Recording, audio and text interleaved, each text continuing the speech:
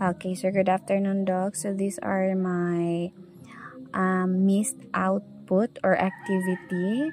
Okay, this is about the appropriateness of the statistical tools and also their assumptions. So first, we have C-test for 2 sample means.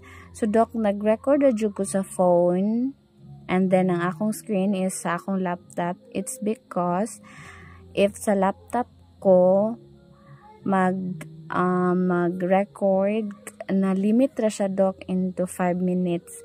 Kay if mulapaw siya, kinakoy balarian. Okay? So, munang ako na lang giingon ani, Doc. Okay. So, C-test for 2 sample means. So, we have the assumptions. The 2 sample C-test makes the following assumptions. So, within each population, the scores on the dependent variable are normally distributed. Population standard deviations are known. Then group 1 sample is a simple random sample from population 1. Group 2 sample is an independent sample from population 2. So that is, within and between groups, observations are independent of one another. Okay. So, meron po akong halimbawang article. Ito po yung mga salik at epekto ng PML or Popular Modernized Language sa mga mag-aaral sa junior high school. So, ito naman yung kanilang abstract. Okay. So, ang pananaliksik na ito ay naglalayong malaman ang salik at epekto ng PML or yung Popularly Modernized Language sa mga mag-aaral sa junior high school. So, ang pag-aaral ay sinagawa ng taong panuruan 2023-2024. Sa pagsusuri ng mga datos, ginamit ang descriptive correlation. Ang pananaliksik na ito ay isinagawa sa paraang survey. Bumuo ang mananaliksik ng talatanungan, gumamit ang mananaliksik ng Kruskal-Wallis test upang malaman ang ugnayan ng mga variable na ginamit sa pananaliksik at ginamit upang matukoy kung mayroong makabuluhang pagkakaiba sa estatistika sa pagitan ng mga media ng 3 o higit pang mga independenteng grupo.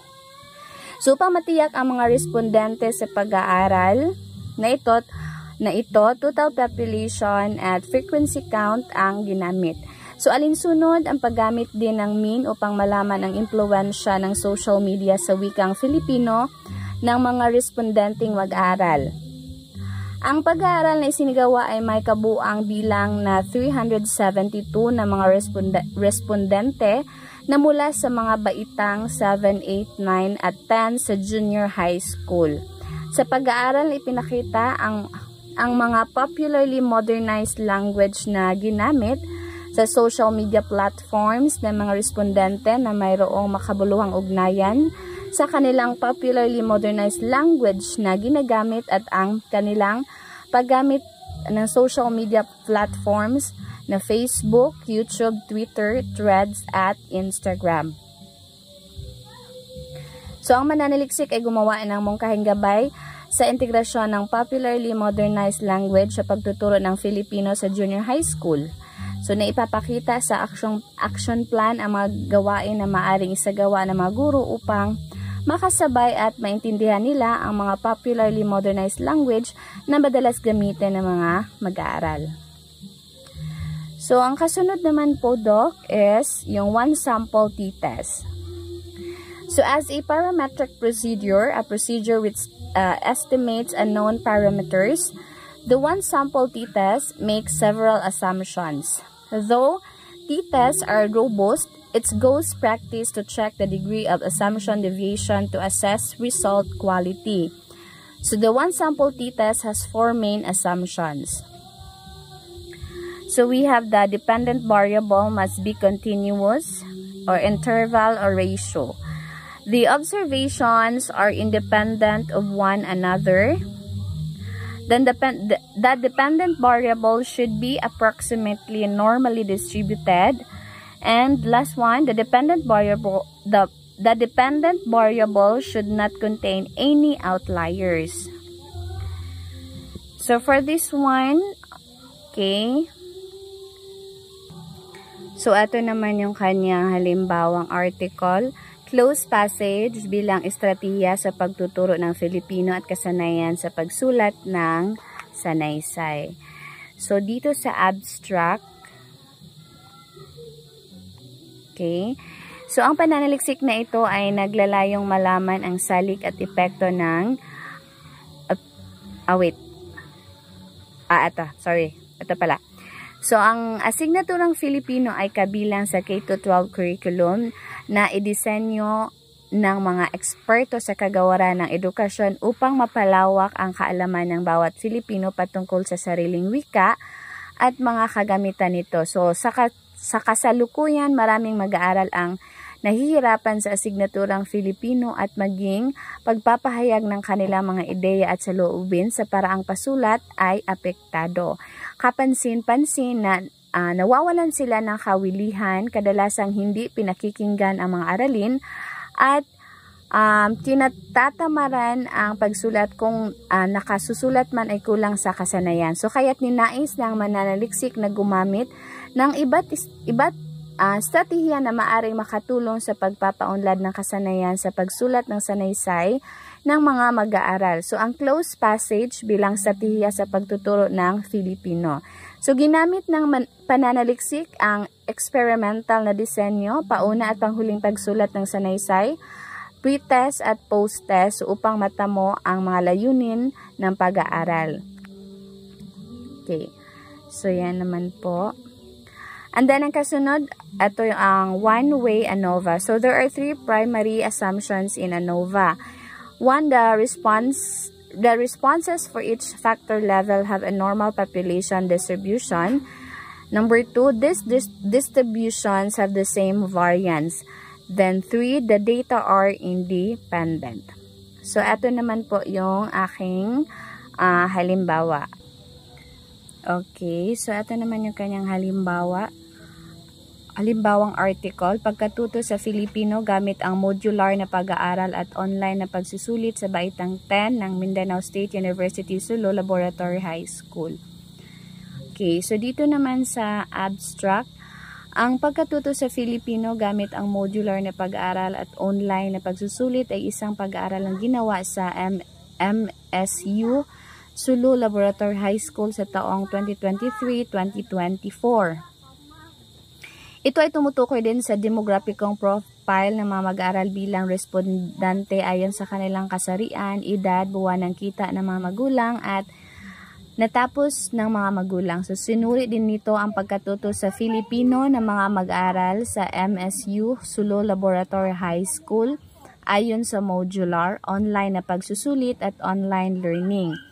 Sinuri din ng pananaliksik na ito kung may pagkakaiba ayon sa pagkatuto sa Filipino ng mga mag-aaral sa Baitang 10 ng MSU Sulu Laboratory High School at kung may kahalagahan at kung may mahalaga bang pag-uugnayan sa pagkatuto sa Filipino gamit ang modular, online na pagsusulit at online learning.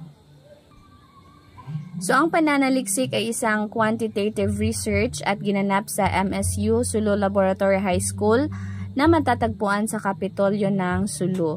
Ang mga respondente ng pananaliksik ay 100 estudyante ng paaralan na kinabibilangan ng Baitang 10. Purposive sampling ang estratehiyang ginamit sa pagpili ng mga respondente. Ang talatanungan ay nahati sa dalawang bahagi. So, ang unang bahagi ay tungkol sa demograpikong profile ng mga respondante kabilang na ang kanilang kasarian, edad, natapos ng mga magulang at buwan ng kita ng mga magulang. Okay, so next naman is t-test for independent samples. So, for the assumptions, we have the data are numeric. Observations are independent of one another. That is, the sample is a simple random sample and each individual within the population has an equal chance of being selected. Okay?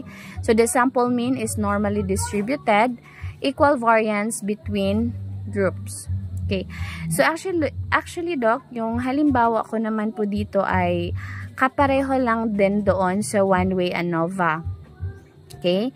Which is, ito yung same article. Pagkatuto sa Pilipino, gamit ang popular na pag-aaral at online na pagsusulit. Okay. So, dito lang ako kumuha dito sa kanyang research questions, which is yung ano ang demographicong profile ng mga respondente ayon sa edad. Since dito ginamit yung kanyang t-test for independent samples to determine yung edad, kasarian, buwan ng kita ng mga magulang, then yung mga natapos na kanyang mga magulang. So, question number 2, ano ang lawak ng implementasyon ng pagkatuto ng Filipino ng mga mag-aaral ng Baitang 10 sa Mindanao State University, Sulu Laboratory High School. So, 2.1 modular, 2.2 online na pagsusulit at 2.3 online learning tulad ng group chat at Google Class. 3. Mayroon bang mahalagang pagkakaiba ng lawak ng implementasyon ng gamit ang modular na pag-aaral at online na pagsusulit ng Baitang 10 sa Mindanao State University Laboratory High School? Ayon sa kung ano ang datos ay naayon ukol sa demographicong profile batay sa edad, kasarian, kurso, buwan ng kita ng mga magulang at natapos ng mga magulang. So para sa pang-apat, mayroon bang mahalagang kaugnayan sa pagitan ng mga antas sa pagkatuto ng Filipino gamit ang modular at online na pagsusulit sa Baitang 10 ng Mindanao State University's Sulu Laboratory High School. Okay. So, yun lamang po, Doc, and maraming salamat po.